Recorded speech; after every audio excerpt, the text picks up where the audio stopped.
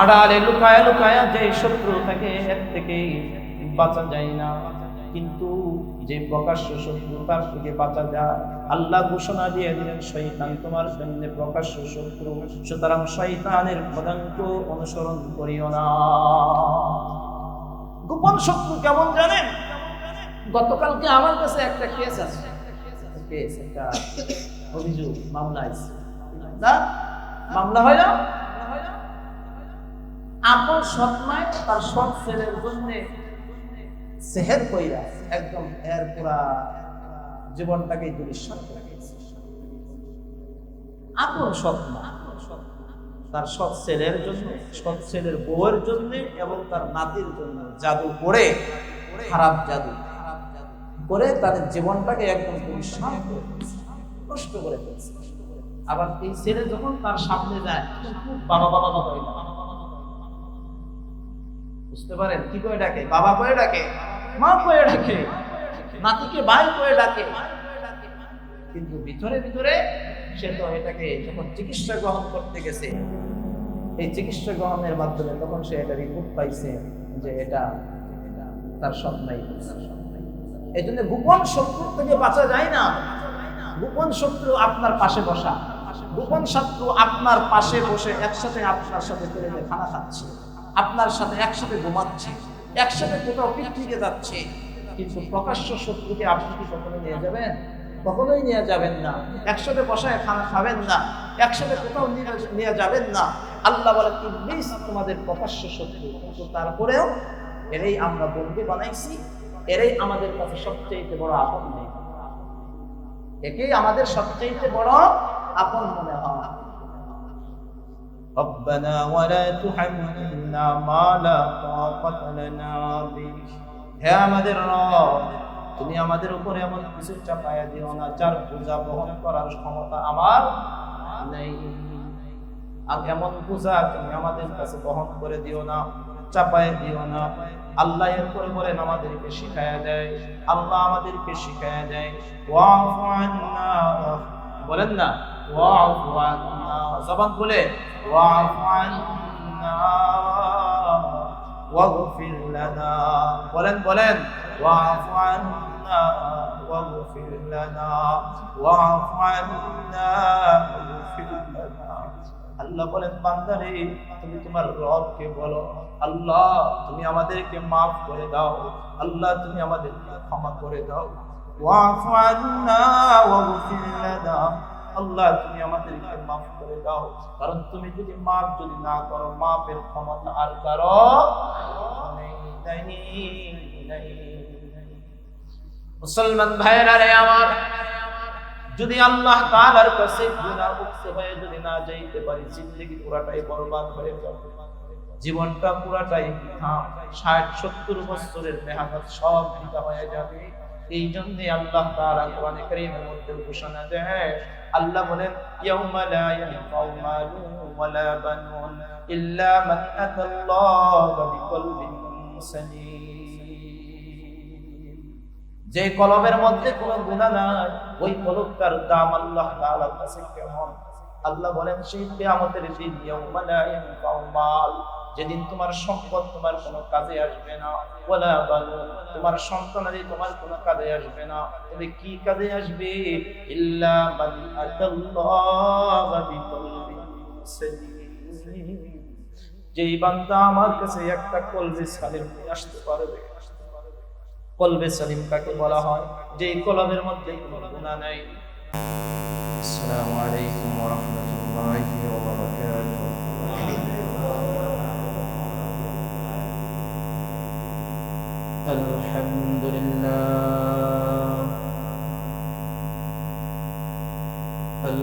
আলহামদুলিল্লাহি ওয়া কাফা ওয়া সালামুন আলা ইবাদিহি আল্লাযীনা ইসতাফা। أما بعد فأعوذ بالله من الشيطان الرجيم.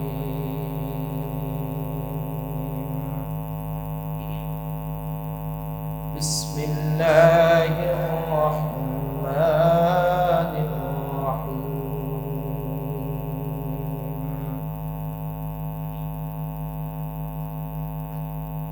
آمن الرسول بما أنزل إليه من ربه والمؤمنون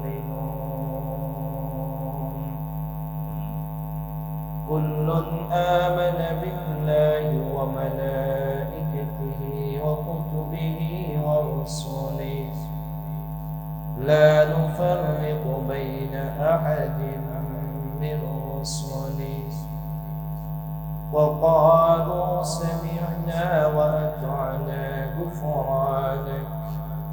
غفرانك ربنا وإليك المصير.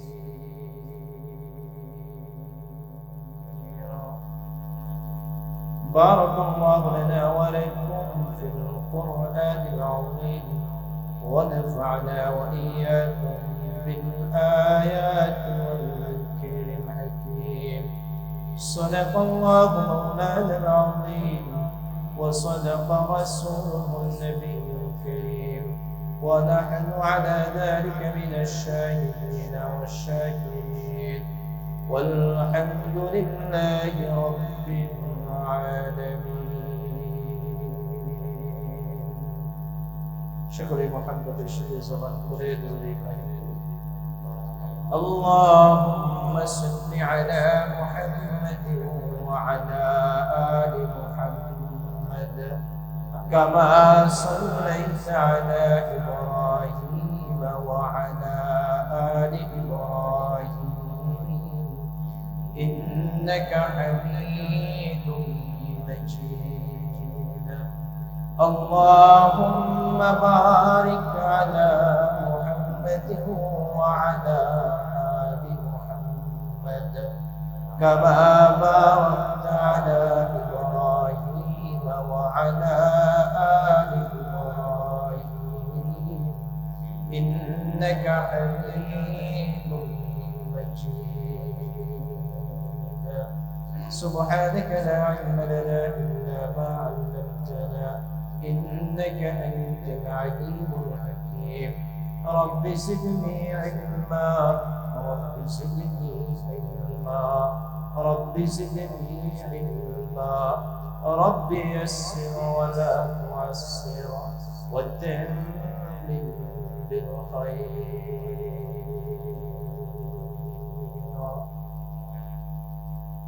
আলহামদুলিল্লাহ অসংখ্য শুকর সুজুদ সে মহান মালিকের দরবারে যিনি অত্যন্ত দয়া করে মায়া করে আজকের এই বরকতময় মাসে বরকতময় মজলিসে সূরাতুল বাকারার সর্বশেষ 2 আয়াতে কারীমা বরকতময় তাফসীরে যে মহান মালিক আপনাকে আমাকে আশার বসার সুযোগ করে দিয়েছেন, কোরআন ও হাদিসের আলোকে কোরআনের কথা বলা এবং শোনার তৌফিক দান করেছেন, সেজন্য সেই মহান মালিকের কুদরতি দরবারে জবান খুলে কালিমাতুশ শুকরিয়া আদায় করি আলহামদুলিল্লাহ। মুহতারাম হাজিরিন, আজকের বরকতময় অনুষ্ঠানে আপনারা শুনে খুশি হবেন। অলরেডি আমাদের মেহমান দাওয়াত মেহমান আমাদের শেখ মুর্শিদ হযরত আল্লাহ পীর কামেল আল্লামা মুস্তাকিবুল্লাহ হামিদ রাহিমাহুল্লাহ হযরত চলে আসছে, উপস্থিত হয়েছেন। বাদার আয়েশা ইনশাআল্লাহ ওই আপনাদের সামনে নসিহত পেশ করবেন, দোয়া করবেন। তার আগে এই সময়টুকু আমরা কোরআন কারীমের সূরাতুল বাকারার শেষ 2 আয়াতে কারীমা নিয়ে কিছু আলোকপাত করার চেষ্টা করব। আল্লাহ তাআলা আমাদেরকে তৌফিক দান করেন, বলি আমিন। মুহতারাম হাজিরিন, কোরআন কারীমের মধ্যে কোরআনের 114 সূরার মধ্যে থেকে সূরাতুল বাকারা এটা হলো সর্ববৃহৎ সূরা, সবচেয়ে বড় সূরা কোনটা? সূরাতুল বাকারা। আয়াতের দিক দিয়ে এবং সবকিছুর দিক দিয়ে এটা বৃহৎ একটা সূরা। প্রায় একটা সূরা কোরআন কারীমের প্রায় 2.5 পারা, শুরু থেকে নিয়ে শেষ পর্যন্ত কত? 2.5 পারা। 2 পৃষ্ঠা কম, আড়াই পারা পর্যন্ত এই সূরা দীর্ঘ একটা সূরা। এই সূরাটাও দেখতে দেখতে আজকে আল্লাহ চায় তো ইনশাআল্লাহ শেষ হবে। এই শেষ করারও আমাদের সময়সীমা হলো দীর্ঘ 4 বছর। কত বছর? 4 বছর। 4 বছরে তারপরেও তো কত সংক্ষেপে, কত সহজে পড়া যায় এই ফিকির করে। এটাকে যদি আরো তাফসীর, আরো বিস্তারিত করে করা হতো তাহলে আরো সময়। কারণ কোরআনে কারীমের এই বিষয়গুলো হলো একটা সাগর। এখান থেকে আপনি আর আমি আল্লাহ তাআলার গোলাম বান্দা হয়ে কতটুকুই আর উঠাইতে পারি? কয় ফোঁটা পানি আর সাগর থেকে উঠানো যায়? তারপর আল্লাহ তাআলার শুকরিয়া যে আল্লাহ তাআলা আমাদেরকে শেষ অবধি পৌঁছার তৌফিক দান করেছেন, সেজন্য আবারও শুকরিয়া আদায় করি আলহামদুলিল্লাহ। সেই উপলক্ষে আজকের এই বরকতময় অনুষ্ঠান এবং বরকতময় অনুষ্ঠানে আজকে বিশাল কর্মযোগ্য আয়োজন এবং এই মসজিদের যত মুসল্লিরা দুনিয়া থেকে চলে গেছে এবং ম্যানেজিং কমিটির যত সদস্যরা চলে গেছে, সবার রুহের মাগফিরাত কামনায় আজকের এই দোয়ার আয়োজন, যাতে করে এই সওয়াব সকলেই পায়। কারণ এর হক সবারই আছে। আজকে আপনি আছেন, আপনি আর আমি আছি, কালকে আপনি আর আমি থাকবো। কিন্তু এই বরকতময় জিনিসগুলা সবচেয়ে জারি আর জিনিসগুলা যদি জারি থাকে তাহলে আমরাও এরকম সওয়াব পাবো। আমাদের প্রজন্মরাও আমাদেরকে স্মরণ করবে যেরকম আমরা তাদেরকে স্মরণ করতেছি। কারণ কামা তাদিন উদার, যেমন কর্ম তেমন ফল। আমি যেমন করবো তেমন পাবো। সেই আশায় ম্যানেজিং কমিটির পরামর্শে ওনাদের দ্বারা আজকের এই আয়োজন, আল্লাহ এই আয়োজনকে কবুল করেন বলে আমি আল্লাহ যার যার জায়গা থেকে প্রত্যেককেই উত্তম জাযা, যে যেভাবে সহযোগিতা, কেউ অর্থ দিয়ে, কেউ শ্রম দিয়ে, কেউ বুদ্ধি দিয়ে, কেউ শারীরিক, কেউ মানসিক, যে যেভাবে এই কোরআনে কারীমের অনুষ্ঠানে সহযোগিতা করেছে, আল্লাহ তাআলা প্রত্যেকের জন্যই জান্নাতের ফয়সালা করেন এবং প্রত্যেকের দুনিয়া চমকায় বলে না।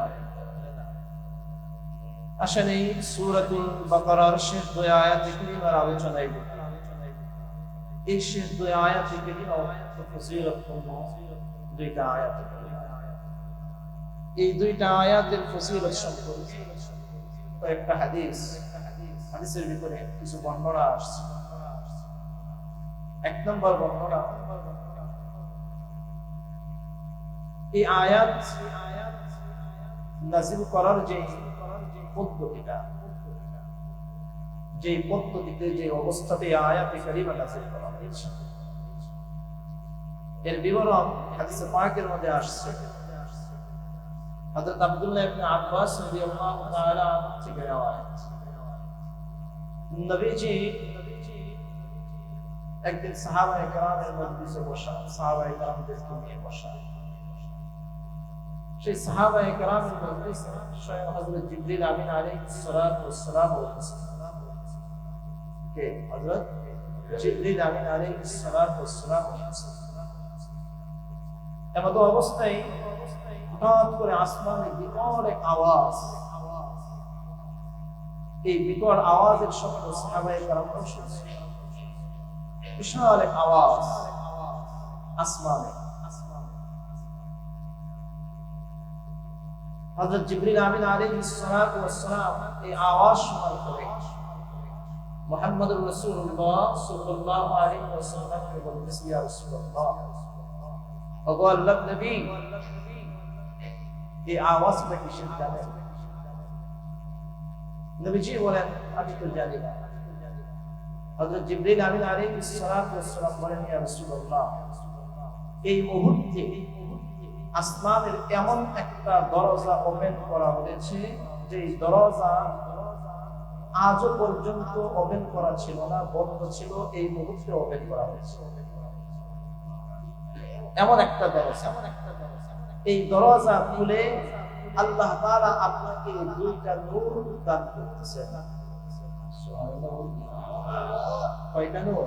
2টা নূর আল্লাহ তাআলা আপনাকে দান করতেছেন। একটা নূর হলো সূরাতুল ফাতিহা, আরেকটা হলো সূরাতুল বাকারার শেষ দুই আয়াত।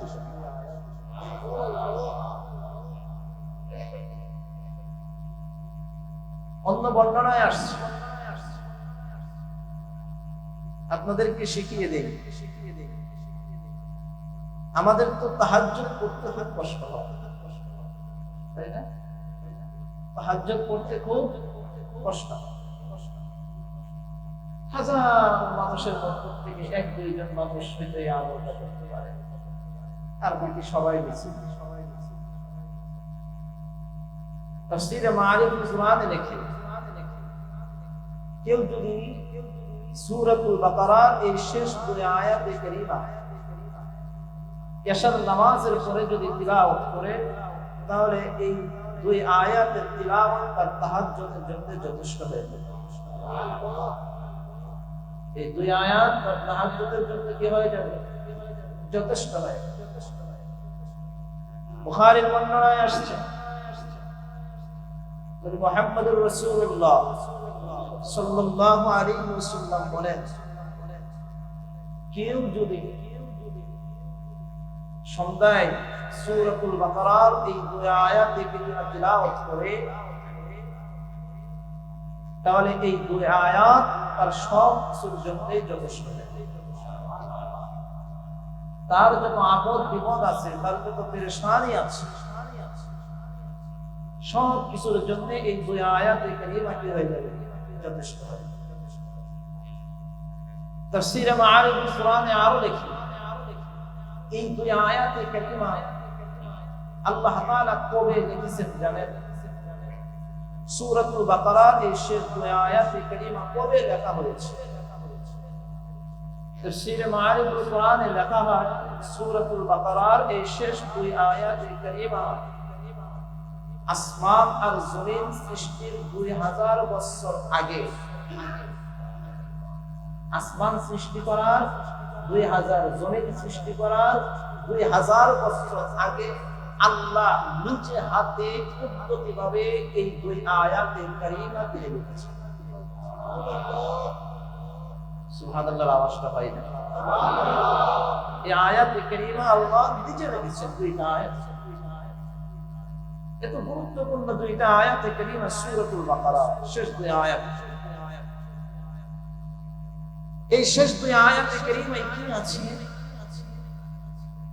এই শেষ দুই আয়াতে কারিমায় এমন কিছু বিষয় আল্লাহ তাআলা রেখেছেন, পুরো সূরাতুল বাকারার ভিতরে আল্লাহ তাআলা কতটা ঈমান, আমল, আকীদা, ইবাদত সংক্রান্ত অনেক হুকুম আহকাম সূরাতুল বাকারায় আল্লাহ তাআলা বর্ণনা করেছেন। এই আয়াতে কারিমা আল্লাহ তাআলা ঈমান সংক্রান্ত বিষয় বর্ণনা করেছেন। আল্লাহ বলেন, কি বলেন? আমানার রাসূলু বিমা উনজিলা ইলাইহি মির রাব্বিহি ওয়াল মুমিনুন।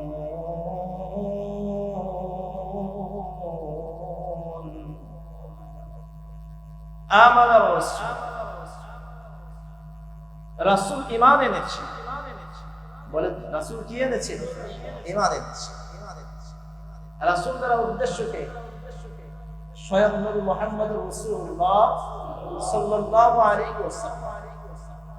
এখানে রাসূল দ্বারা উদ্দেশ্য হলো মুহাম্মদুর রাসূলুল্লাহ সাল্লাল্লাহু আলাইহি ওয়াসাল্লাম। আল্লাহ এখানে নবীজির নাম উল্লেখ না করে রাসূল বললেন কেন?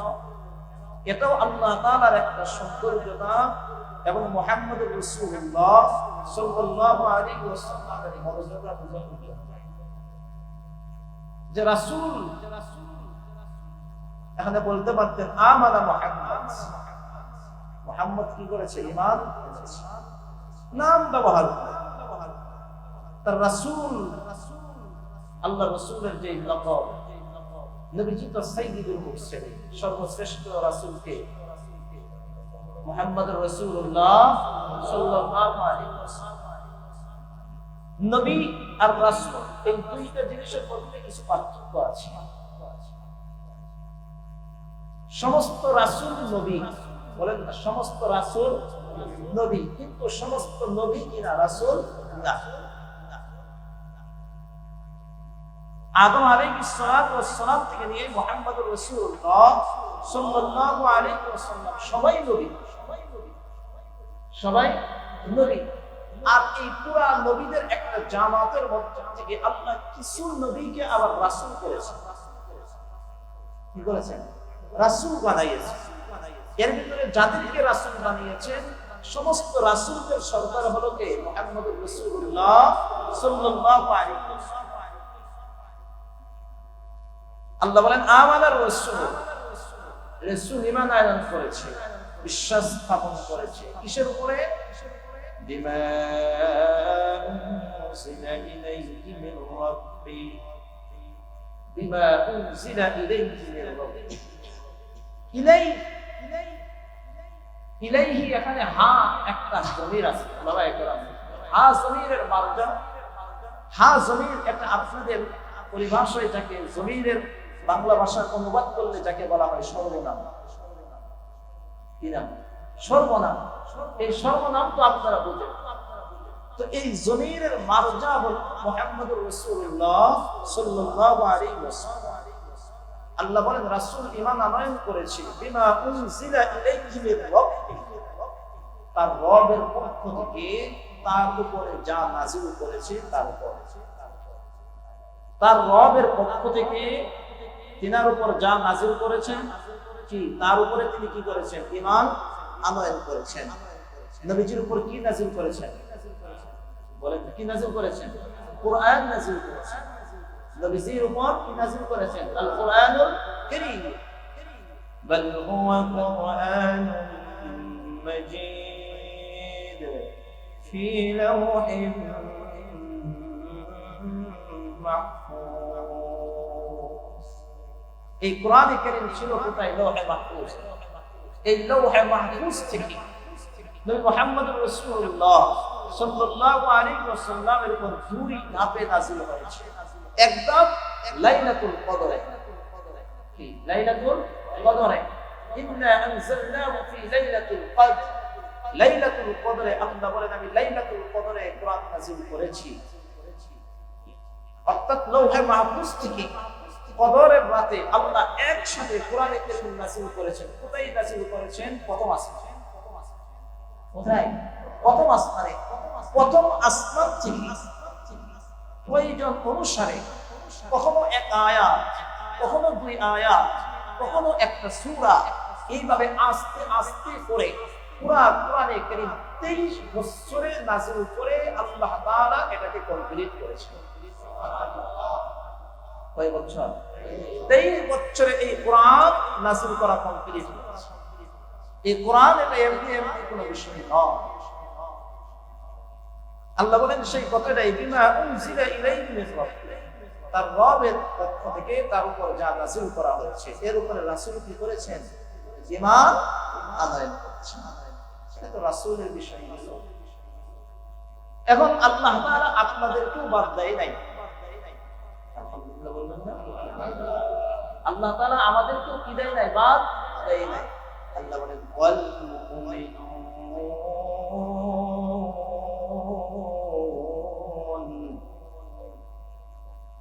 আর মুমিনরাও ঈমান আনয়ন করেছে। আল্লাহ বলবেন না?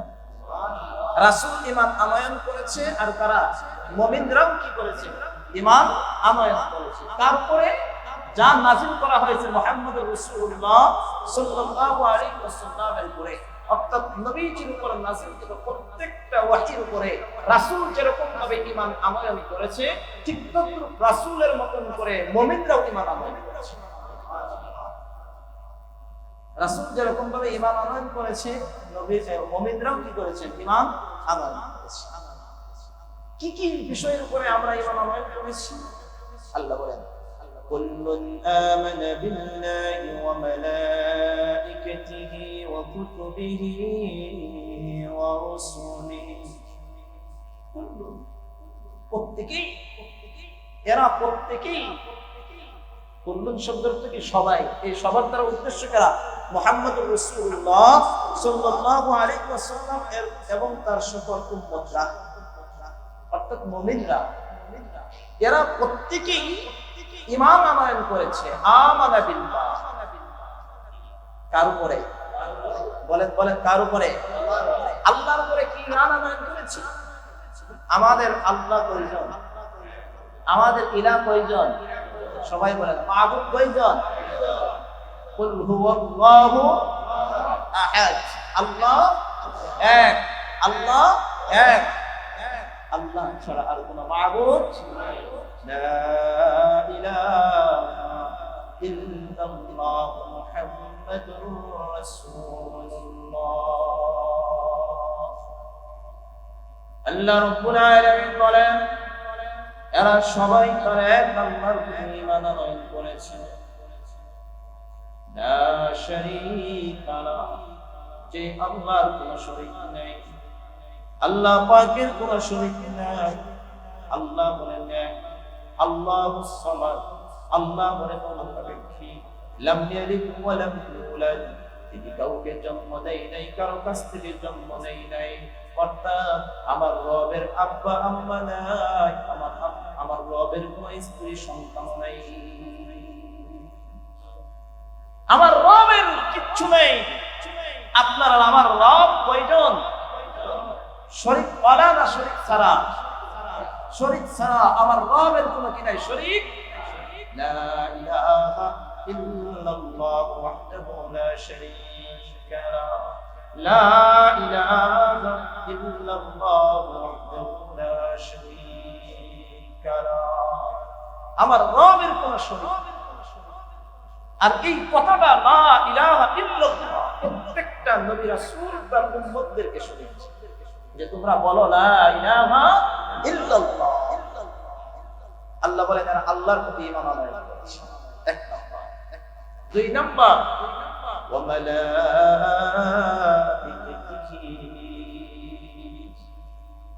এরা তার সকল ফেরেশতাদের উপর ঈমান আনয়ন করেছে। ফেরেশতাদের প্রতি ঈমান আনয়ন মানে কি? যে ফেরেশতারা হইল আল্লাহর মাখলুক। বলে ফেরেশতারা কি? বুঝেন ফেরেশতারা কি? আল্লাহর মাখলুক। আমরাও যেমন আল্লাহর মাখলুক, ফেরেশতারাও আল্লাহর মাখলুক। পৃথিবীর যত জীব জানোয়ার জন্তু আছে তারা যেরকম ভাবে আল্লাহ তাআলার মাখলুক, ফেরেশতারাও আল্লাহ তাআলার মাখলুক। ফেরেশতারা আল্লাহ তাআলার কোনো কিছুর সাথে অংশীদার নয়। আল্লাহ ওয়া মালাইকাতিহি কেন বললেন? ফেরেশতাদের প্রতি ঈমান আনয়ন করেছে কেন? কারণ ইহুদিরা নাসারারা মনে করত যে ফেরেশতারা হলো আল্লাহর কন্যা। নাউযুবিল্লাহ বলেন। তারা ফেরেশতাদেরকেও আল্লাহ তাআলার সাথে শরীক করার চেষ্টা করে।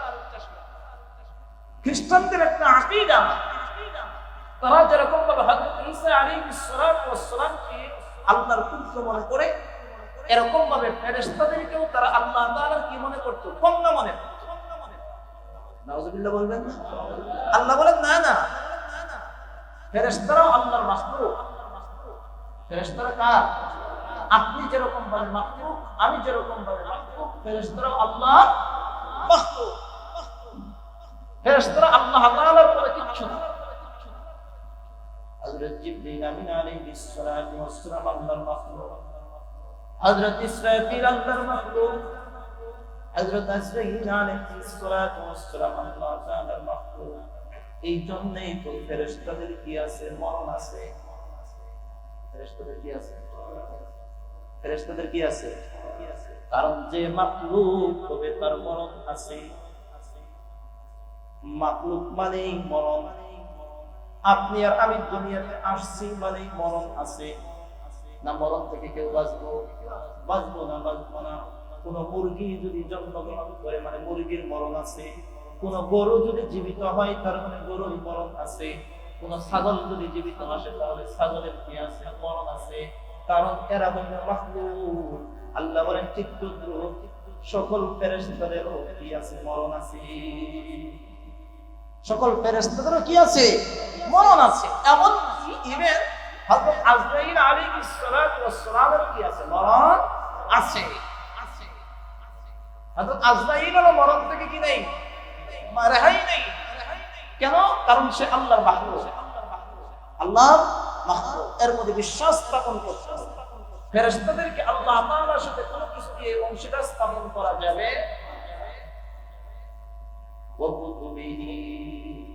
তিন নাম্বার, তার কিতাব সমূহের উপর তারা ঈমান আনয়ন করেছে। কিতাব, কুতুবুন, এই শব্দটা কিতাবের বহুবচন। আল্লাহ তাআলা যত নবী রাসূলদের উপর যত কিতাব নাযিল করেছেন, হযরত পয়গম্বর মুসার উপর কিতাব নাযিল করা হয়েছে, হযরত ঈসা আলাইহিস সালাতু ওয়াস সালামের উপর কিতাব নাযিল করা হয়েছে, হযরত দাউদ আলাইহিস সালাতু ওয়াস সালামের উপর কিতাব নাযিল করা হয়েছে, এবং প্রত্যেকটা নবী রাসূলদের উপরে ছোট ছোট সকল কিতাব নাযিল করা হয়েছে। কারণ ওই কিতাব অনুযায়ী তারা তাদের উম্মতদেরকে ডিরেকশন করেছেন, গাইডলাইন করেছে। কারণ প্রত্যেকের কাছে আল্লাহ তাআলার কি ছিল? কিতাব ছিল। কারো বড় কিতাব, কারো সাহিফা ছিল, ছোট ছোট কিতাব ছিল। ওই কিতাব সমূহের প্রতি বিশ্বাস স্থাপন করা যে এই সকল কিতাবগুলা কে নাযিল করেছেন? বলেন না, কে নাযিল করেছেন? আল্লাহ নাযিল করেছেন। এই কিতাবের কথা কেন বলেছে? এই কিতাবের কথা বলার কারণ হলো, কারণ ইহুদিরা কোরআনে কারীমকে তারা মানতে চাইত না।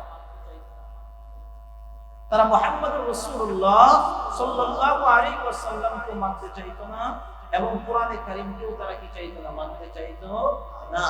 আমরা ইহুদিদের মতন না, আমরা খ্রিস্টানদের মতন না, আমরা অন্যান্য ধর্মাবলম্বীদের মতন না। আমরা বিশ্বাস করি যে আল্লাহ তাআলা তাদের উপর আল্লাহ তাআলার কিতাব কি করেছেন? নাযিল করেছেন। ইনজিল এটা কার নাযিল করা? বলেন, কার নাযিল করা? আল্লাহর নাযিল। জাবুর কার নাযিল করা? তাওরাত আল্লাহর নাযিল করা। এটা আমরা বিশ্বাস করি। যদিও এই পৃথিবীতে এখন আল্লাহ তাআলার নাযিলকৃত তাওরাত নাই, যদিও পৃথিবীতে নাযিলকৃত ইনজিল, আল্লাহর নাযিলকৃত ইনজিল নাই, জাবুরও নাই, সব কি হয়ে গেছে? হেরফের হয়ে গেছে, পরিবর্তন তারা করে ফেলছে। কিন্তু তারপরেও আমরা বিশ্বাস করি অরিজিনাল তাওরাত, অরিজিনাল জাবুর, অরিজিনাল ইনজিল যেটা নাযিল করা হয়েছিল, এটা আল্লাহ তাআলার কিতাব। এর মধ্যে আমরা কি করি? বিশ্বাস স্থাপন করি। এটা মুমিনরাও করে এবং রাসূলও করেছে, মুমিনরাও করে, রাসূলও করেছে। ওয়া রাসূলিহি, চার নাম্বার, আমরা সকল রাসূলের উপর ঈমান আনি। আমরা সকল রাসূলকে বিশ্বাস করি যে প্রত্যেকটা রাসূল আল্লাহ তাআলার তরফ থেকে কি প্রেরিত।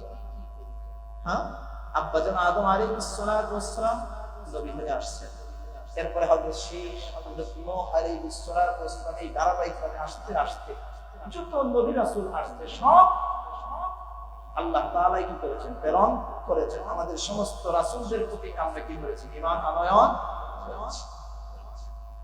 লা নুফাররিকু বাইনা আহাদিন মির রাসূলিহি, লা নুফাররিকু বাইনা আহাদিন মির রাসূলিহি। আর আমরা লা নুফাররিকু, আমরা কোনো পার্থক্য করি না, আমরা কোনো পার্থক্য করি না বাইনা আহাদিন মির রাসূলিহি, রাসূলদের মাঝে আমরা কোনো কি করি না? পার্থক্য করি না। যে এই রাসূলকে মানি, এই রাসূলকে মানি না। কথা বুঝেন নাই? কারণ ইহুদিরা তারা কাকে মানত? ঈসা আলাইহিস সালাম, নাসারারা ঈসাকে মানত, ইহুদিরা মুসা আলাইহিস সালামকে মানত। এইভাবে যে মানত, মনে করতো আমাদেরটাই নবী আর বাকিরা নবী না।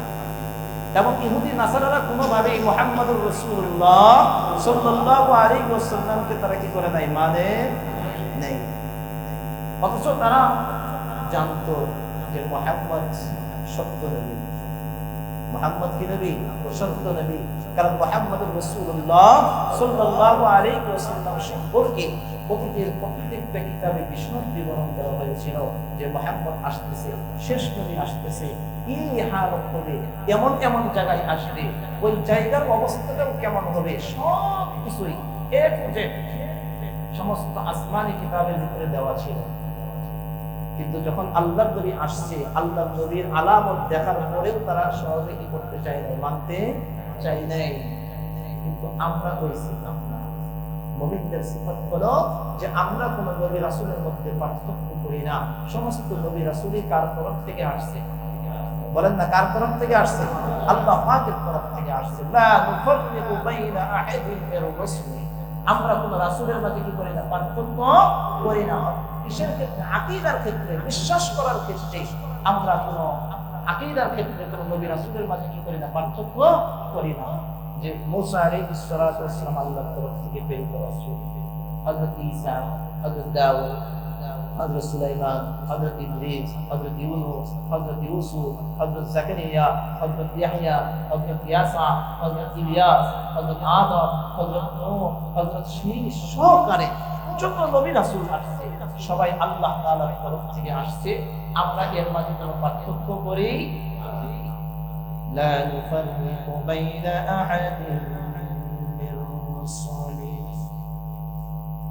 وقالوا سمعنا وأطعنا غفرانك ربنا وإليك المصير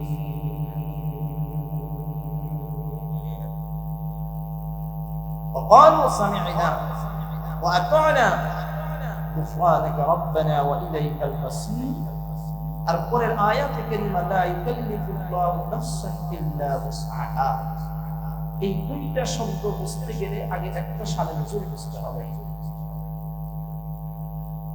শানে নজুল কি? সামনে 284 নম্বর আয়াতে কারিমায় আল্লাহ তাআলা একটা আয়াতে কারিমা নাযিল করেছেন। এই যে একটা আয়াত আগে কি আয়াতটা আল্লাহ বলেন وَإِن تُبْدُوا مَا فِي أَنفُسِكُمْ أَوْ تُخْفُوهُ يُحَاسِبْكُم بِهِ اللَّهُ وَإِن تُبْدُوا مَا فِي أَنفُسِكُمْ أَوْ تُخْفُوهُ يُحَاسِبْكُم بِهِ اللَّهُ আল্লাহ বলেন وَإِن تُبْدُوا তোমরা যা প্রকাশ করো মা ফি আনফুসিকুম তোমাদের দিলের ভিতরে যা আছে এই ব্যাপারে তোমরা যা প্রকাশ করো আর যা গোপন করো, বুঝলেন? তোমরা যা প্রকাশ করো আর তোমরা যা গোপন করো ইউহাসিবুকুম বিহিল্লাহ আল্লাহ তাআলা তোমাদের কাছ থেকে হিসাব নেবে। আল্লাহ তাআলা তোমাদের কাছ থেকে কি নেবে? হিসাব নেবে। এই আয়াতে কারিমা যখন নাযিল হয়েছে, এই আয়াতে কারিমা পড়ার পরে সাহাবায়ে কেরামের অবস্থা বড় কঠিন নাজুক হয়ে গেছে যে হায় হায় সর্বনাশ, আল্লাহ তাআলা আমরা যা প্রকাশ করি আর যা প্রকাশ করি না সব বিষয়ে কে হিসাব করে? আল্লাহ হিসাব। অন্তরের ভিতরে তো কত কিছুই ভাবেন, ভাবি না আমরা? অন্তরে তো আপনি আর আমি কত কিছুই ভাবি। যদি এক নামাজের হিসাব যদি নেয় যে নামাজে দাঁড়ায় দাঁড়ায় কি ভাবছো, এটা তো শেষ। কি ভাই কথা ঠিক না? আর অন্য কিছু লাগবে না। এক ওয়াক্ত নামাজের যদি হিসাব নেয় যে নামাজে দাঁড়াইছো, নামাজে দাঁড়ায় দাঁড়ায় তুমি কি কি ভাবছো? ইমাম সাহেব কয় আলহামদুলিল্লাহ রাব্বিল আলামিন, আর তুমি তো আমার ঘরে চাইছো। ইমাম সাহেব কয় আর রহমানির রহিম, আর তুমি ইমামের পিছনে দাঁড়ায় তো অমুকে আজকে আমার কাছে 100 টাকা পাইবে। ইমাম সাহেব কয় মালিক ইয়াউমিদ্দিন, তুমি চিন্তা করো আজকে আর ওই দোকানের সামনে দিয়ে যাওয়া দেখো না।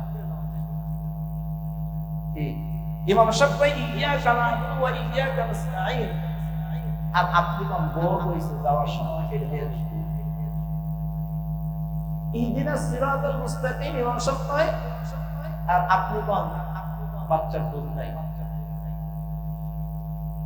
সিরাতাল লাযীনা আন'আমতা আলাইহিম, ইমাম সাহেব কয় আপনি কোন আগামীকাল আমার তো মিটিং আছে, আগামীকাল আমার তো গায়রিল মাগদুবি আলাইহিম ওয়ালাদ-দাল্লিন, ইমাম সাহেব কয়, আর আপনি পিছনে পিছনে দাঁড়ায় দাঁড়ায় কোন পক্ষে তো আজকে কাজটা ভালো হলো না, বাও কাজটা বাও হয় না। ইমাম সাহেব করে সূরা শুরু করে কুল আউযু বিরাব্বিল ফালাক, আপনি কোন সারতে কিছু গোষ্ঠী দিলে আমার ফাইলটা সার মিন শাররি মা খালাক, আপনি নামাজটা শেষ করে দেখি আল্লাহ কি করে। অবস্থা তো এটাই, অবস্থা তো এরকমই অমিন শাররি গাসিকিন ইযা ওয়াকা মিন শাররি, আর আপনি কোন আগামীকাল মামলার ডেট আছে, আগামীকাল মামলা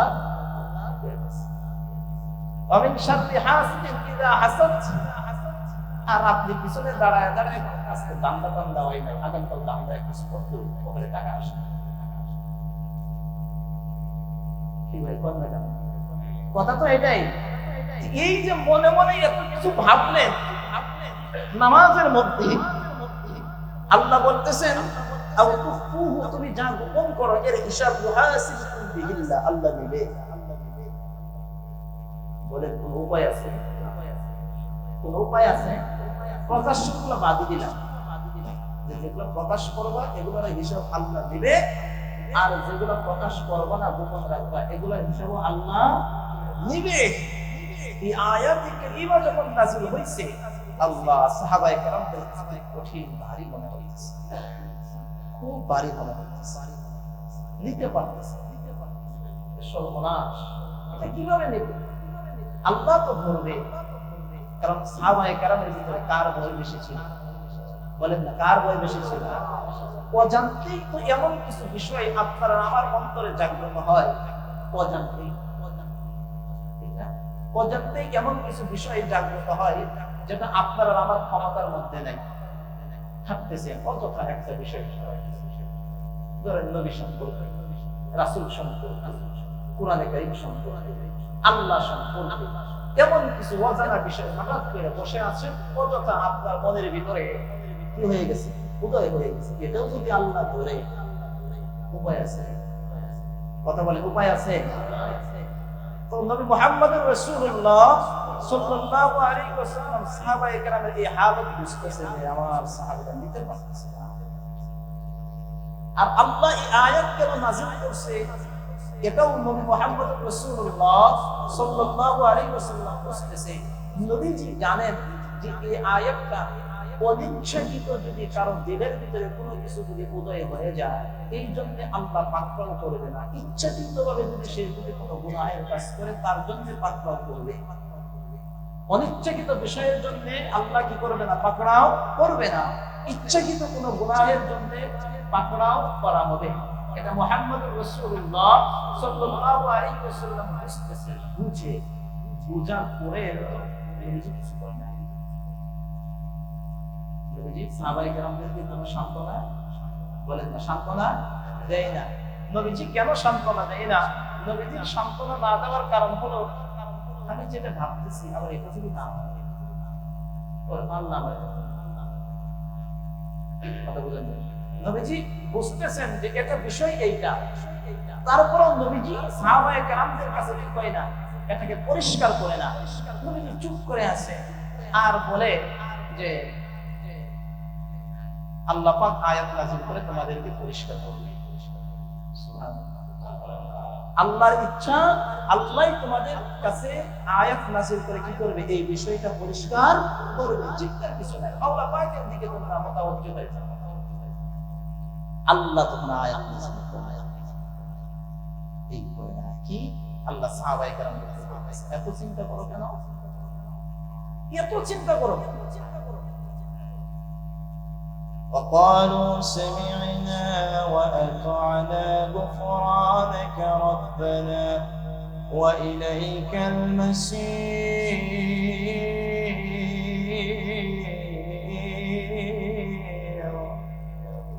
আল্লাহ এখন মুমিনদের কোয়ালিটি, মুমিনরা কেমন হবে, মুমিনদের সিফাত হবে এরকম যে মুমিনরা বলবে, সাহাবায়ে কেরামরা বললো কি, সামি'না, আমরা শুনলাম, ওয়া আতা'না, আর আমরা এই বিষয়টাকে মেনে নিলাম। সুবহানাল্লাহ বললেন না? আমরা বিষয়টা শুনলাম আর কি করলাম, কোনো প্রশ্ন নাই, কোনো কি নাই, প্রশ্ন নাই। বলেন এই গুণ আমাদের মধ্যে আছে? এই গুণ কি আমাদের মধ্যে আছে? আমরা একটা জিনিস শুনলে বনি ইসরাইলের মতো 5টা প্রশ্ন করি, এটা এমনি কেন, এমনি কেন, এই কেন, সেই কেন, না প্রশ্ন উদয় হয়। আল্লাহ বলেন তারা বলল সামি'না ওয়া আতা'না, তোমরা এই বিষয়টাকে ভারী দিচ্ছ কেন? তোমরা ওই বিষয়টা শুনতে করো, ঠিক আছে, সামি'না ওয়া আতা'না, আল্লাহ বলেছে শুনলাম আর আমরা মেনে নিলাম। আল্লাহ পাকের ইচ্ছায় যা কিছু হবে, আল্লাহ পাকের ইচ্ছায় যা কিছু হবে। ঈমান শিখাচ্ছে, আপনাদের আমাদেরও শিক্ষার বিষয় আছে। আমরাও শরীয়তের কোন মাসালা জানার পরে, হুকুম আহকাম জানার পরে কত প্রশ্ন করি, এটা এমনি না এমনি, এমনি না এমনি, এই সেই নানান প্রশ্ন, নানান প্রশ্ন। নামাজ পড়ার কথা বললেও নামাজ পড়লে কি হবে, নামাজ না পড়লে কত নেকি বলে, কত যুক্তি। রোজা রাখলে কি হবে, হজ করে কি হবে, নানান সমস্যা। আল্লাহ আমাদের এগুলা বলে। ইমানদারের সিফাত হলো আল্লাহ তাআলার কোন বিধান সে শুনবে আর মানবে। আল্লাহ তাআলার কোন বিষয় সে শুনবে আর غفرانك ربنا وإليك المصير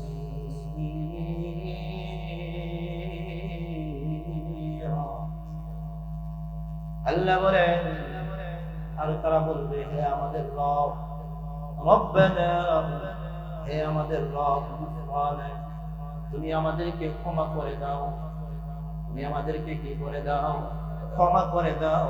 ওয়া ইলাইকাল মাসির, আমরা তো তোমার দিকে প্রত্যাবর্তন করব। আমরা কার কাছে যাব? আল্লাহ তাআলার দিকেই ফিরে যাব। আমরা তো আল্লাহ তাআলার দিকেই ফিরে যাব। এখন পরের আয়াত, ওই যে সাহাবায়ে কেরামদের যে প্রশ্ন ছিল যে যেটা গোপনে গোপনে উদয় হয়, এই হিসাব কেমনে দিব? আল্লাহ এখন বলে, لا يكلف الله نفسا إلا وسعها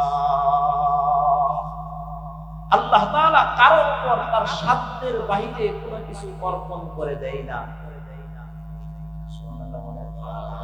আল্লাহ তাআলা তার সাধ্যের বাইরে কারো উপর কোনো কিছু কি করে দেয় না, অর্পণ করে দেয় না। তুমি মনে মনে অজান্তেই তোমার কোনো বিষয়ে মনে মনে উদয় হয়ে গেল, এটা তোমার সাধ্যের মধ্যে নাই, এটা তোমার সাধ্যের বাইরে। সুতরাং এই বিষয়ের জন্য আল্লাহ তোমাকে পাকড়াও করবে না।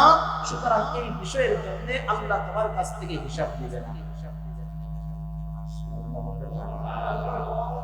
আল্লাহ তোমার কাছ থেকে কি নিবে না, হিসাব নিবে না। যেটা সাধ্যের বাহিরে, অন্তরে গোপনে গোপনে, যেটা আমি ভাবতেছিলাম, যেটা অজান্তে, ইচ্ছাকৃত না, অনিচ্ছাকৃত কোনো বিষয়ে যদি উদয় হয়ে যায়, তাহলে এই অনিচ্ছাকৃত বিষয়ের জন্য আল্লাহ কি দিবে না, হিসাব দিবে না। لها ما كسبت وعليها ما اكتسبت আল্লাহ বলে, বান্দা যেই নেক অর্জন করে, বান্দা যেই নেকির আমল করে, তার জন্য সে কতটুকুই সওয়াব পাবে। বান্দা যতটুকু নেক আমল করে ততটুকু সওয়াব সে পাবে, যতটুকু সে অর্জন করেছে। আপনি আর আমি যত নেক আমল করব, তার প্রতিদান আল্লাহ তাআলা আমাদেরকে দিবে। لها ما كسبت যখন নেক আমল আপনি করেছেন, গোপনে, আড়ালে, প্রকাশ্যে, মানুষ হাঁটতে হাঁটতেও নেকির কাজ করে, শুয়ে শুয়েও নেকির কাজ করে, বসে বসেও নেকির কাজ করে, لها ما كسبت আল্লাহ বলেন, সে যখন নেক আমল করেছে, এই নেক আমলের সওয়াব সে কতটুকুই পাবে। وعليها ما اكتسبت বান্দা যে গুনাহ করে না, ওই গুনার জন্য বান্দার কোনো জবাব দিতে হবে না। গুনাহ না করলে ওই গুনাহের ভার তার উপরে পড়বে। এই কথা বলার পরে আল্লাহ এখন আমাদেরকে শিখায়া দেন, ربنا لا تؤاخذنا إن نسينا أو أخطأنا ربنا لا تؤاخذنا إن نسينا أو أخطأنا আল্লাহ আমাদেরকে দোয়া শিখিয়ে দিচ্ছে। আল্লাহ বলেন, বান্দারে তুমি এমন ভাবে দোয়া করো, কি দোয়া? রব্বানা, হে আমাদের রব, লা তুআখিযনা, আল্লাহ তুমি আমাদেরকে পাকড়াও করো না, ইন নাসিনা আও আখতানা, আমরা যা ইচ্ছাকৃতভাবে করেছি অথবা ভুলবশত করেছি, এই সকল অপরাধের জন্য তুমি আমাদেরকে পাকড়াও করিও না। সুবহানাল্লাহ বলবেন। ইচ্ছাকৃত কত গুনাহ করেছেন, ইচ্ছাকৃত কত গুনাহ করেছেন। অনিচ্ছাকৃত কত গুনাহ হয়েছে একটু হিসাব করুন। অনিচ্ছাকৃত, ইচ্ছাকৃত বাতিল। মুমিন ইচ্ছাকৃত গুনাহ করতে পারে না। মুমিন ইচ্ছাকৃত কি করতে পারে না? গুনাহ করতে পারে না, এটা মুমিনের কাজ। মুমিন ইচ্ছাকৃত গুনাহ করতে পারে না, অনিচ্ছাকৃত কত গুনাহ আল্লাহ শিখিয়ে দিচ্ছেন।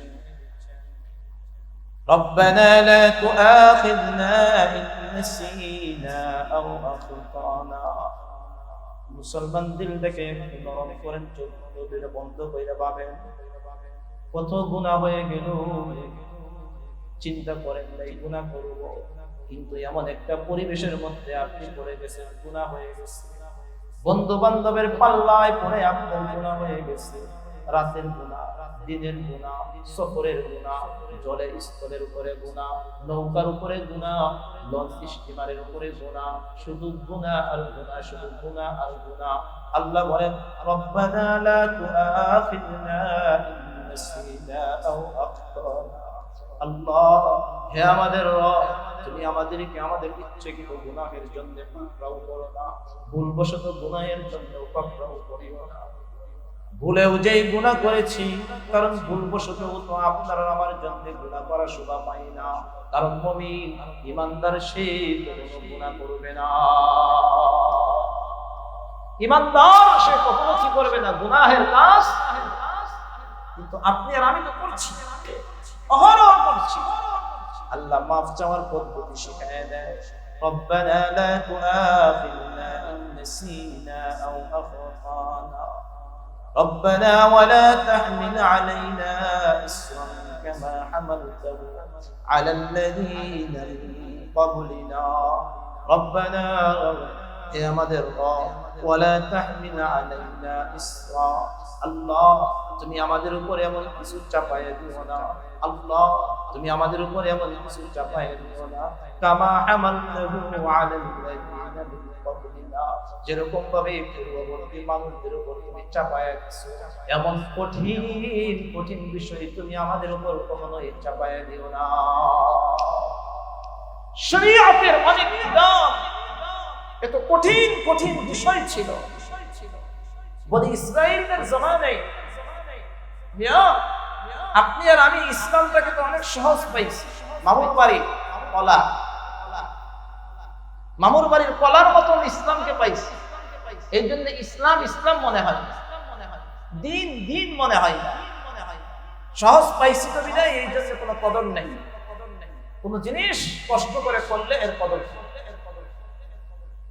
বাপের জমিন বেচতে একবার দিল কাটে, বাপের জমিনটা বেচতে একবার দিল কাটে না, কিন্তু নিজে যেটা কষ্ট করে এক কাটা জমি করছে, এটা যদি বেচতে চায় 14 বার করে বউরে দেই তো, কুলারে দেই তো, অনেক কষ্ট করে করছে, খায় না খায় করছে। তোমার বাপে কি খায় না খায় করছে? বুঝাইতে পারি? বাপের 1 বিঘা বিক্রি করে ফেলি, কোনো কষ্ট লাগে না, কিন্তু নিজের 1 কাটা বিক্রি করতে পারি না। তো ঠিক তো ভালো হয়েছে আমাদের এটা, কষ্ট করে তো ইসলাম পাই নাই। ইসলাম তো পাইছি মামুর বাড়ির খলার মতন করে আস্তে আস্তে আসছে, পরিবারে আল্লাহ রহম করছে, মুসলমান ঘরে আবার জন্ম নিছে। জন্মের পর থেকেই মাকে দেখছি আল্লাহ আল্লাহ জিকির করে নামাজ পড়ে, বাবা দেখি আল্লাহ আল্লাহ জিকির করে মোটামুটি শিখছে। তারপরে একটু বড় হয়েছে, বাপে মসজিদে নিয়ে গেছে, ইমাম সাহেবের পিছনে দাঁড়াইছে, এভাবে নামাজ পড়তে হয়। কিছুদিন পরে বাপে একটা কোরআন শরীফ শিক্ষা করার জন্য একটা হুজুর রাইখে ব্যাস হয়ে গেছে। কি বাস্তবতা না? এই জন্য ইসলাম ইসলাম মনে হয় না, ইসলাম ইসলাম মনে হয় না। আগের ইসলামের এই কথাটাই আল্লাহ বলতেছেন, আগের ইসলাম আগের শরীয়ত কেমন ছিল না, যে আল্লাহ ওদের মতন করে কোন বিষয় তুমি আমাদের উপর চাপায় দিও না। এর মানে আগে বলে ইসরায়েলের জামানায় আল্লাহ শরীরে যদি কোনো নাপাক লাগতো, শরীরে যদি বলেন না, শরীরে যদি কোনো নাপাক লাগতো, তাহলে এটা দৌত করার পদ্ধতি ছিল চামড়া সুদ্ধা সহকারে কাইটে ফেলাই দেয়, এছাড়া পাক হবে না। কাপড়ে লাগলে একদম কাপড় কেটে ফেলায় দেয়। খুব কঠিন ছিল। কাপড়ে নাপাক লেগে গেছে, কাপড় কেটে ফালায় দাও, দুইটা কাজ হবে। আশ্চর্য হইলেন না? অনেক কঠিন ছিল, কঠিন কঠিন বিষয় শরীয়ত আল্লাহ তাআলা তাদের উপরে চাপাই দিছিল। শরীয়তের অনেক হুকুম, নাপাক লাগছে কাটো কাটো কেটে ফেলো, কাপড়ে লাগছে কাপড় কেটে পাক করো। আর আল্লাহ আমাদেরকে কি করলেন? কোনো সমস্যা নাই, নাপাক লাগছে শরীরে লাগছে 3 বার ধুয়ে ফেলো, পাক হয়ে গেছে। কাপড়ে লাগছে 3 বার ধৌত করে ফেলো, কাপড় পাক হয়ে গেছে, যাও। আল্লাহ যদি এই অবস্থা যদি রাখতো যে কাপড় কাটো, এই রাখো সেই রাখো, এরকম কঠিন যদি রাখতো, মাশাআল্লাহ, নামাজে দাঁড়াইলে মুসল্লি করে সুন্দর জামার একটা সার্কাস দেখা গেছে, ফের পিছন দিক দিয়ে কাটা, ফের সামনের দিক দিয়ে কাটা, ফের ডান দিক দিয়ে কাটা, ফের কাট করে নাই, ফের ইয়াতে নাই, ফের লঙ্গির এক কোণা নাই, কি ভাই, ফের প্যান্টের এর ভিতরে নাই। আর প্যান্টের সিরা তো এখন এমনি হয়ে গেছে, প্যান্ট তো সিরা এখন এমনি খোলা, মানে কোনো ধরনের সিরা লাগে না। আর যদি ওই হুকুম যদি থাকতো, এখন আপনি চিন্তা করেন, আল্লাহ এই কথাটাই বলে তোমরা দোয়া করো, কি দোয়া? রব্বানা ওয়ালা তাহমিল আলাইনা ইসরান কামা হামালতাহু আলাল্লাযীনা মিন ক্বাবলিনা। আল্লাহ, হে আমাদের রব, তুমি আমাদের উপরে এমন কিছু চাপায়া দিও, ইতিপূর্বে তুমি অন্যান্য উম্মতদের উপর যা চাপায়া দিছিলা, কঠিন কঠিন বিষয় তুমি আমাদের উপর চাপায়া দিও না মাওলা। রব্বানা ওয়ালা তুহাম্মিলনা মা লা তাকাতা লানা। আল্লাহ, তুমি আমাদের উপর এমন কিছু চাপায়া দিও না যার বোঝা বহন করার শক্তি আমাদের নাই।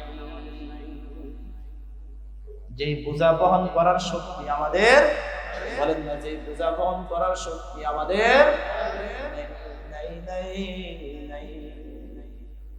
এই জন্যই তো আল্লাহ তাআলা বান্দার জন্য তওবার দরজা খোলা রেখে দিল। বান্দা, আমি জানি তুমি গুনাহ করবা, দুনিয়াতে পদে পদে শয়তানের দুকাই তুমি করবা, শয়তানের দুকাই পড়লেই তুমি ফেল করবা, শয়তানের কাছে তুমি কখনোই জয়লাভ করতে পারবে না। এই জন্য আল্লাহ সুন্দর করে ঘোষণা দিয়ে দিলেন, ইয়া আইয়ুহাল্লাযীনা আমানু কুলু ফিস-সিলমি কাফা ওয়া লা তাত্তাবিউ খুতুওয়াতিশ শাইতান ইন্নাহু লাকুম আদুউম মুবিন। বান্দা, ওয়া লা তাত্তাবিউ খুতুওয়াতিশ শাইতান, শয়তানের পদাঙ্ক অনুসরণ করিও না। ওই কেন করবা না? ইন্নাহু লাকুম আদুউম মুবিন, কারণ সে তোমাদের প্রকাশ্য শত্রু, গোপন শত্রু না। আল্লাহ শয়তানকে প্রকাশ্য শত্রু কেন বানাইলো? এটাও একটা কারণ আছে। প্রকাশ্য শত্রু ঘোষণা দিল কেন? কারণ গোপন শত্রু থেকে কখনো বাঁচা যায় না। গোপন শত্রু থেকে কখনো বাঁচা যায় না। গোপন শত্রুর হালতটা হইল এরকম, উপরে সে আপনার বন্ধু, কলিজার বন্ধু, কিন্তু ভিতরে সে আপনার কলি।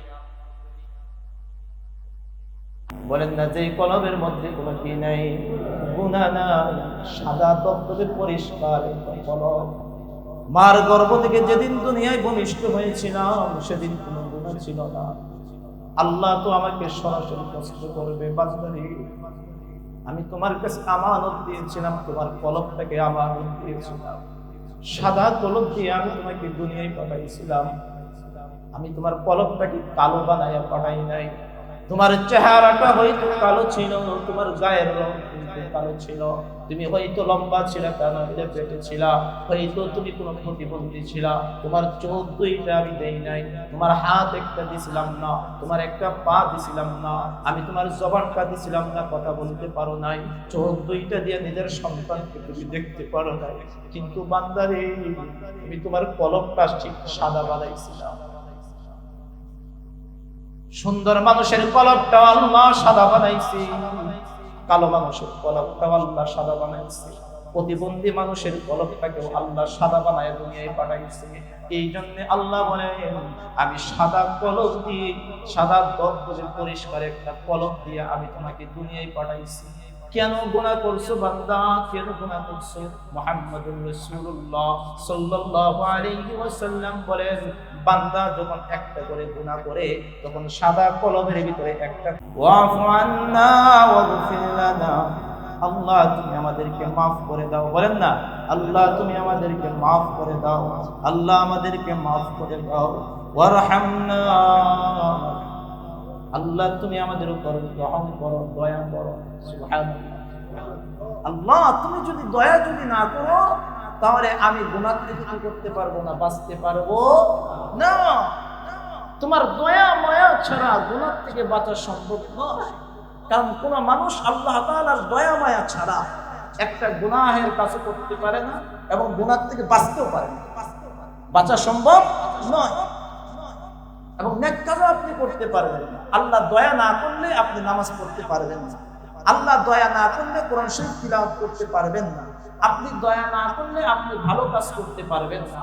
এই জন্য আল্লাহ সেখানে শেষের দিকে আয়েশা শিখাই দিলেন, ওয়ারহামনা, রব তুমি আমাদের উপর কি করো, রহম করো। রব তুমি আমাদের উপর রহম করো, দয়া করো। কেন দয়া করবা আর কেন তুমি আমাদেরকে মাফ করবা? কারণ এখানে তো আল্লাহ বলতেছেন তুমি আমাকে মাফ করে দাও, আল্লাহ তুমি আমাদের উপর দয়া করো। এটা আল্লাহ কেন করবে? আল্লাহর কি ঠিকানা লাগছে যে আমাদের গুনাহ মাফ করবে, আবার আমাদের উপর দয়া করবে, মায়া করবে? কেন করবে? এর কারণটা কি, রিজনটা কি? রিজনটা আল্লাহ এখানে আয়াতের মধ্যে বলতেছে, আনতা মাওলানা, আনতা মাওলানা, আল্লাহ তুমি তো আমাদের অভিভাবক। সুবহানাল্লাহ বলবেন না? আল্লাহ তুমি আমাদের মাওলা, আল্লাহ তুমি আমাদের অভিভাবক। তাহলে তুমি মাফ না করলে কে করবে? কারণ মাফের মালিক কে? জবান খুলে বলেন কে? আর সুরে বলেন কে? দরদের সাথে একটা ডাক দেন না, বলেন না ইয়া আল্লাহ, আবারও বলেন ইয়া আল্লাহ। আল্লাহ কেন মাফ করবে? কারণ আনতা মাওলানা, আল্লাহ তুমি তো আমাদের মাওলা, তুমি তো আমার রব, তুমি তো আমার ইলাহ। আর মাফের মালিক তো একমাত্র তুমি। আমার গুনাহ মাফের মালিক একমাত্র কে? আল্লাহ। আমি ছাড়া তো আর কোনো মালিক নাই। আমার গুনাহ আমার আব্বা মাফ করতে পারবে না, আমার গুনাহ আমার মা মাফ করতে পারবে না, আমার গুনাহ আমার কোনো ভাই বেরাদর মাফ করতে পারবে না।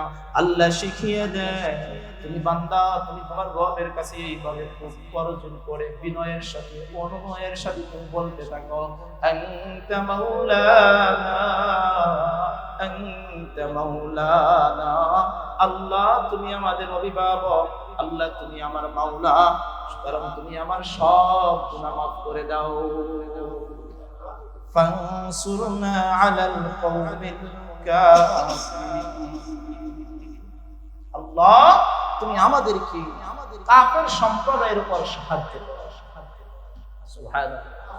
কারণ এই কাফেরদের উপর তুমি যদি আমাদেরকে বিজয় দান না করো তাহলে এই জমিনের উপর দ্বীন কায়েম হবে না, ইসলামের বিজয় হবে না। সুতরাং আল্লাহ ফানসুরনা আলাল কওমিল কাফিরিন, আল্লাহ তুমি আমাদেরকে কাফের সম্প্রদায়ের উপর কি করো, সাহায্য।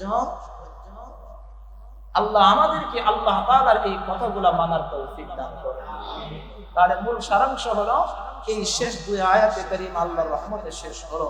এই দুই আয়াতে কারিমা আমাদের প্রত্যেকের মুখস্থ থাকা উচিত এবং প্রতিদিন রাতে এশার নামাজের পরে, মাগরিবের পরে তিলাওয়াত করা, ফজরের নামাজের পরে তিলাওয়াত করা। পারবো তো ইনশাআল্লাহ? অনেক ফজিলতপূর্ণ আয়াতে কারিমা আমরা মুখস্থ করে নেব, শিখে নেব। আল্লাহ আমাদেরকে তৌফিক দান করুন। Presents by Kuakata media centre. হক্কানি আলেমদের নিত্য নতুন ভিডিও পেতে আমাদের চ্যানেলটি সাবস্ক্রাইব করুন। কুয়াকাটা মিডিয়া সেন্টার, ইসলামিক বিনোদনের বিশ্বস্ত সঙ্গী।